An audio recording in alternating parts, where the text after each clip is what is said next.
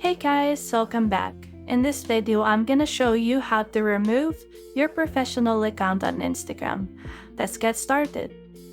Firstly, open up your Instagram app and go to your profile by clicking on your profile icon at the bottom right corner of your screen. And as you can see here, there's a professional dashboard, which means that your account is a professional account and may want to change that. To do that, go to the menu by clicking at the three horizontal lines at the top right corner of your screen and select Settings and Privacy. Then locate the option Creator Tools and Controls and look for Switch Account Type and then click on that.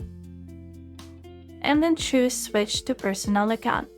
Just confirm that you want to switch to Personal Account. And after a few seconds, the switch will be successful. Now, when you go back to your profile, you will see that the professional dashboard is no longer there.